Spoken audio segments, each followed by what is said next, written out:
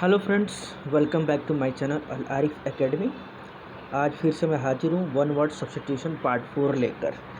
आज वर्ड आप सीखिएगा one word substitutions. तो चलिए शुरू करते हैं।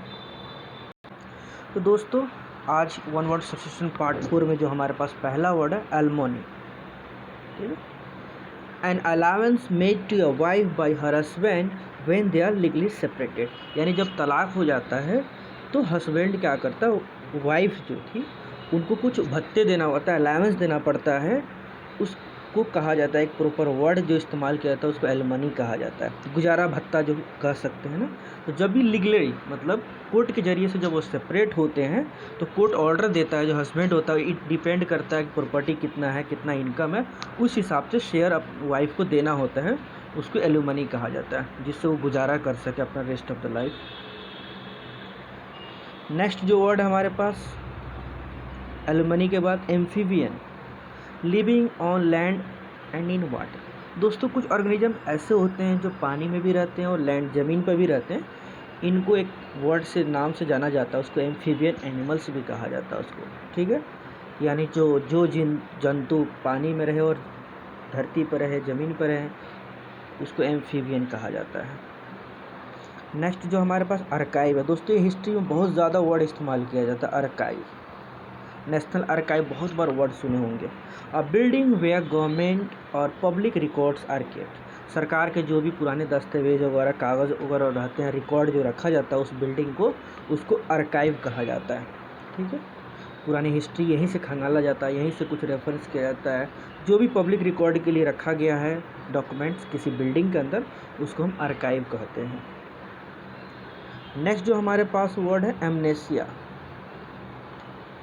पार्सल और टोटल लॉस ऑफ मेमोरी। या तो आधी या बिल्कुल इंसान की याददाश्त अगर चली जाती है, जैसे आपने गजनी वाले में देखा था कैसे उसकी याददाश्त चली जाती है आमिर खान की, तो एमनेसिया उसको बोलते हैं। इस सिचुएशन को एमनेसिया यानी total loss of memory, partial total loss of memory, जिससे याददाश्त चली जाती है।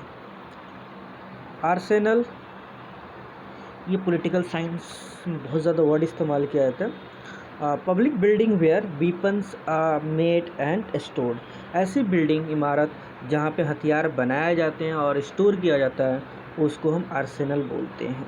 ठीक है, एक बार और रिपीट कर रहा हूँ। Public building where weapons are made and stored, उसको कहा जाता है आर्सेनल। सेंसस, जिसको हिंदी में जनगणना भी कहा जाता है, official counting of the population.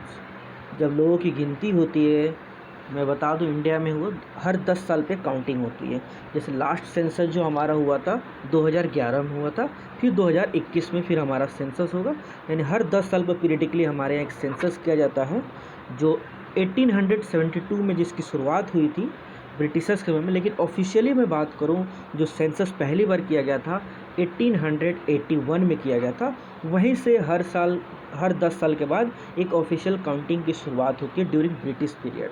ठीक है, वहाँ से लेकर आज तक वो परंपरा चली आ रही, हर 10 साल पे लोगों की गिनती की जाती है। क्योंकि क्या होता है, कुछ 10 साल के अंदर में पॉपुलेशन हमारी बढ़ती भी है, कुछ लोग डेथ भी होती है, क्यों न्यू लोग भी आते हैं, तो उसको एक बार और काउंटिंग किया जाता है, जिसके हिसाब से गवर्नमेंट पॉलिसी बना सके कि हमारे कंट्री में पॉपुलेशन है कितना एग्जैक्ट। तो सेंसस, जनगणना। कैलीग्राफी, ये भी बहुत कॉमन वर्ड है। The art of science of beautiful hand writing. ठीक है, कैलीग्राफी कहा जाता है अगर किसी की हैंड राइटिंग बहुत खूबसूरत है, बहुत अच्छी है, तो इसको कहते हैं कैलीग्राफी। ठीक है, बहुत सारे कैलीग्राफर लोग होते हैं।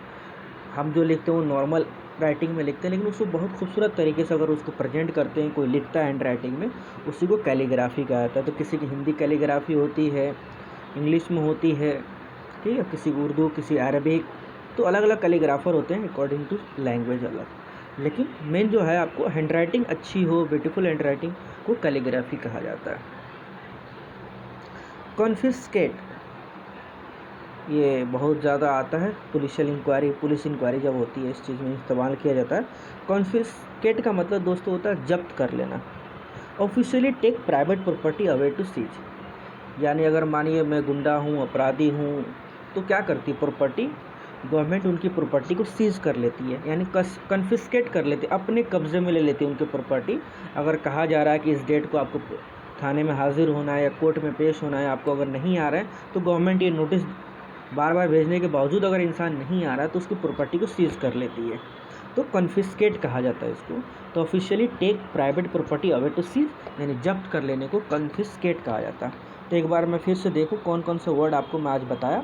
आज पहला वर्ड एलुमनी बताया था, यानी डिवोर्स होने, तलाक होने के बाद हस्बैंड जब वाइफ को कुछ अलाउंस देते हैं, कुछ भत्ता देते हैं, ठीक है, लीगली सेपरेट होने के बाद उसको एलुमनी कहा जाता है। एम्फीबियन कहा जाता है ऐसे ऑर्गेनिज्म जो पानी और ज़मीन दोनों जगह रहते हैं। आर्काइव ऐसे बिल्डिंग को कहा जाता है जहाँ पे गवर्नमेंट की रिकॉर्ड रखी जाती है। एमनेसिया का मतलब होता है आधी या पूरी तरीके से अगर आपकी याददाश्त चली गई, इसको एमनेसिया कहते हैं। Arsenal public building where weapons are made and store, यानी ऐसी बिल्डिंग, सरकारी बिल्डिंग जहाँ पे हथियार बनाए जाते हैं और स्टोर करके रखती है गवर्नमेंट, इसको आर्सेनल कहते हैं। सेंसस जनगणना, यानी official counting of the population, यानी जनसंख्या कितनी है देश की, अगर सरकार उसकी काउंटिंग करवा रही है ऑफिशियली, जो हर 10 साल के बाद अपने देश में किया जाता है, उसको सेंसस बोलते हैं। कैलीग्राफी ब्यूटीफुल हैंड राइटिंग को कहा जाता है, उस आर्ट ऑफ राइटिंग बोल सकते हैं, लिखने का खूबसूरत तरीका, शैली, उसको कैलीग्राफी बोलते हैं। कन्फिस्केट का मतलब होता है जब्त कर लेना। तो अगर गवर्नमेंट अगर किसी को प्राइवेट प्रॉपर्टी जब्त कर लेती, सीज कर लेती है, इसको हम कन्फिस्केट बोलते हैं। तो दोस्तों आज के पार्ट 4 में बस इतना ही, फिर नए पार्ट के साथ मैं लेकर आपके सामने आऊँगा। सोच रहा हूँ कुछ एंटोनिम्स भी शुरू करूँ और सिनोनिम्स, वो भी जल्द शुरू हो जाएगा मेरे चैनल पे। अगर अभी तक आपने सब्सक्राइब नहीं किया तो जल्द से जल्द सब्सक्राइब कर लें। Thank you for watching my video.